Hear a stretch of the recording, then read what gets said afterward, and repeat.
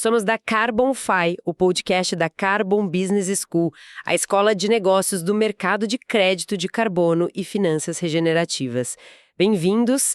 Olha, hoje a gente mergulha num assunto que, assim, deu uma chacoalhada, viu? Lá na alta roda industrial da Europa, imagina só a cena. Piero Ferrari, bilionário, herdeiro, vice-presidente da Ferrari, sabe? A marca icônica, condenado. E não é só uma multa pesada, não. É um caso que está fazendo muita gente poderosa repensar umas coisas.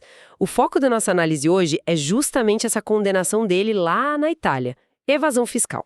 A gente tem aqui informações detalhadas do caso, o que está por trás, o que isso realmente significa, né? Porque a história é bem mais complexa do que parece na manchete do jornal, sabe?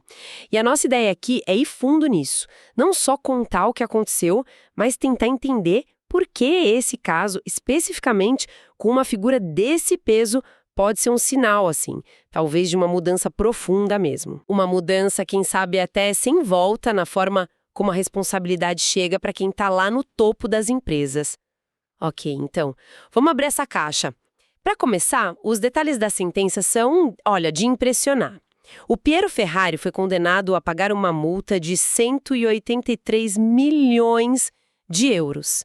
A gente está falando de quase 200 milhões de dólares. É muito dinheiro. Mas não é só a grana, entende? A sentença também inclui um ano de serviço comunitário. Isso mesmo, trabalho para a comunidade. E por que essa punição tão severa? A acusação principal é evasão fiscal. As investigações mostraram que ele criou, assim, uma rede bem complexa de entidades.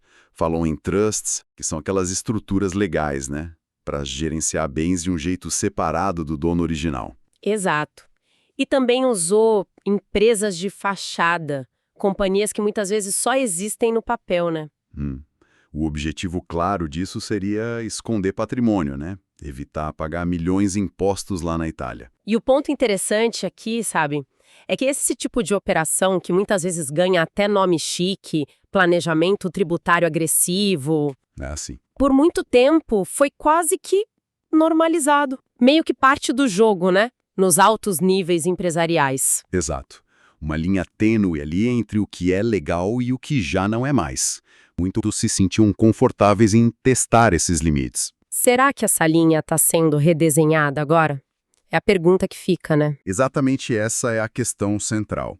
O que torna esse veredito tão significativo assim, não é só o valor absurdo da multa. Claro, 183 milhões de euros é, nossa, uma fortuna. Impactante para qualquer pessoa, mesmo um bilionário. Mas a verdadeira virada de chave, o que faz esse caso ser um potencial marco, é a punição que vai direto na pessoa física, no indivíduo Piero Ferrari. Esse ano de serviço comunitário, essa pena que não é prisão, mas é uma pena alternativa. É isso que realmente acende o alerta vermelho. Isso está muito alinhado com uma nova forma de pensar que vem ganhando força na Europa e, de certa forma, no mundo todo. Durante anos, a lógica era punir a empresa, né? A pessoa jurídica. Mas o que se percebeu, principalmente com essas corporações gigantes, multinacionais, é que as multas, Mesmo as bilionárias? mesmo as bilionárias, podem acabar entrando no balanço como um custo de fazer negócios. Um risco que está ali, calculado, às vezes até já esperado e provisionado. Perde o efeito principal de impedir que aconteça de novo, né? Exato. Perde o efeito dissuasório. Agora, pensa na diferença do impacto. Uma multa corporativa afeta acionistas, o caixa da empresa. Mas uma sanção que atinge o patrimônio pessoal do executivo, que obriga ele a prestar serviço comunitário, algo que a fonte original até descreve como uma humilhação para alguém nesse nível social, Nossa, sim. isso tem um poder de dissuasão completamente diferente. Mexe com a reputação pessoal, com a liberdade individual, com algo que o dinheiro da empresa não consegue simplesmente cobrir. A mensagem é muito mais direta. Suas ações como indivíduo têm consequências individuais. Era uma perspectiva bem forte, né? Dá aquela sensação de que o famoso escudo corporativo, aquela ideia de que a estrutura da empresa protege os indivíduos que tomam as decisões lá dentro, está começando a rachar. E é aqui que a coisa fica realmente interessante.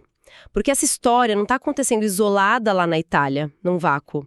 Essa discussão toda sobre responsabilizar o indivíduo por trás da empresa, ela ecoa muito forte aqui no Brasil. Com certeza. Quando a gente vê um nome como Ferrari sendo pessoalmente punido na Europa, é quase impossível não fazer um paralelo com os debates intensos que a gente teve e ainda tem por aqui. A Operação Lava Jato, por exemplo, independente de controvérsia, de opinião, ela, sim, inegavelmente colocou em dúvida aquela percepção de que existia uma certa impunidade garantida para a elite econômica e política, né? Sim, abalou essa ideia. A ideia de que certos nomes estavam acima da lei foi, no mínimo, questionada. E a conexão não para só em corrupção ou crime financeiro.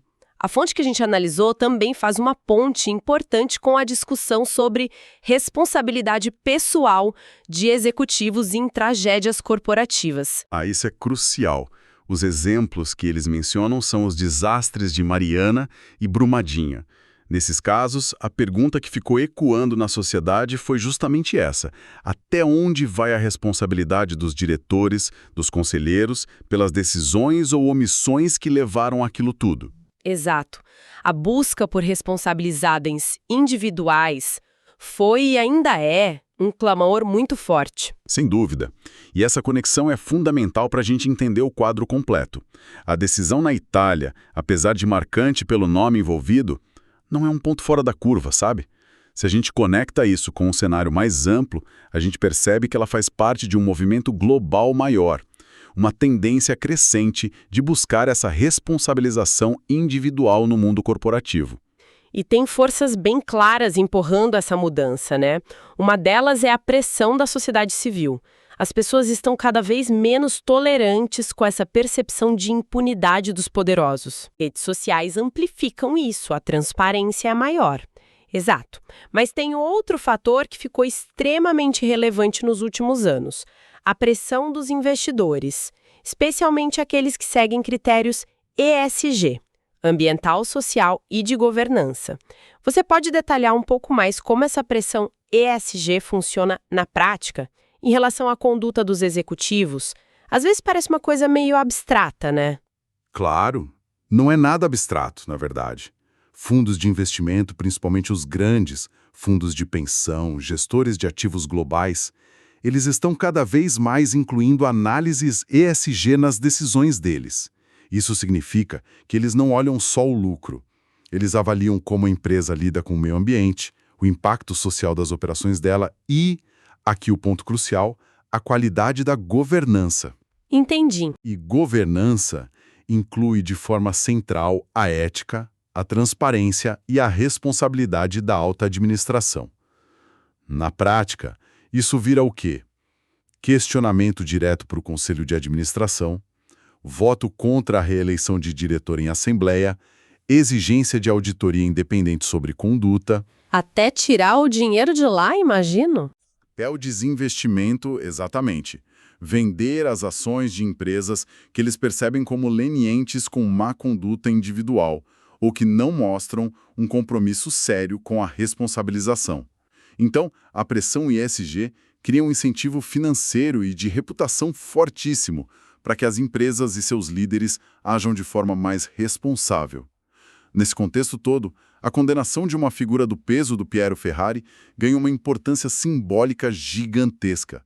Funciona como um megafone, sabe? Reafirmando publicamente um princípio básico de qualquer Estado de Direito que funcione minimamente. Ninguém, não importa quão rico, famoso ou poderoso, deveria estar imune às leis.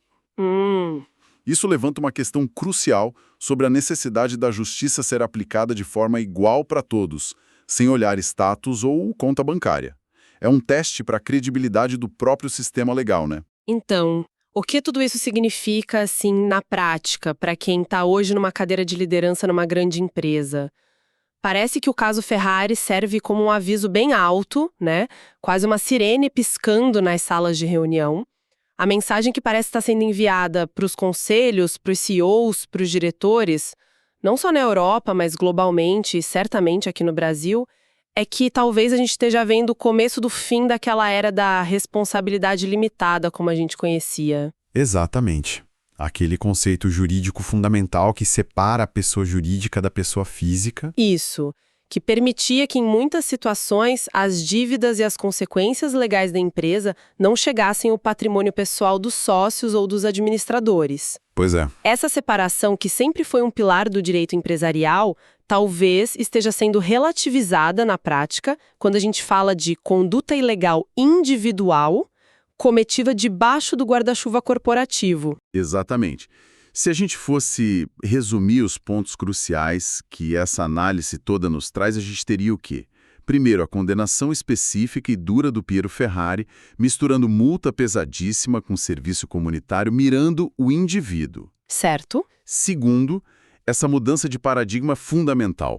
O foco saindo da punição só da empresa para incluir a responsabilização pessoal direta do executivo por atos ilícitos feitos em nome ou benefício da companhia. Terceiro, a constatação de que isso não é um evento isolado. Faz parte de uma tendência global, alimentada por pressão da sociedade e cada vez mais por critérios ESG e exigências de investidores. E, finalmente, a ressonância particular que esse tipo de caso tem em lugares como o Brasil, onde os debates sobre impunidade da elite, os reflexos de operações como a Lava Jato e a busca por responsáveis em tragédias como Mariana e Brumadinho, tudo isso cria um terreno fértil para essa discussão de responsabilidade individual ganhar ainda mais força. O significado mais profundo talvez seja esse. O caso Ferrari representa um daqueles momentos, talvez ainda raros, mas muito potentes, em que a justiça consegue, ou pelo menos parece conseguir, atravessar as barreiras do poder econômico e do status.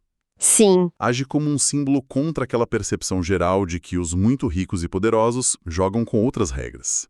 É um sinal de que o sistema, mesmo com todas as falhas, ainda busca mecanismos para se autoafirmar e garantir que a lei seja aplicada. Isso deixa a gente com uma questão importante para pensar, né? Se essa tendência de responsabilização pessoal de executivos se consolidar mesmo, se virar a nova norma no mundo corporativo, que tipo de transformações a gente pode esperar na cultura interna das grandes empresas?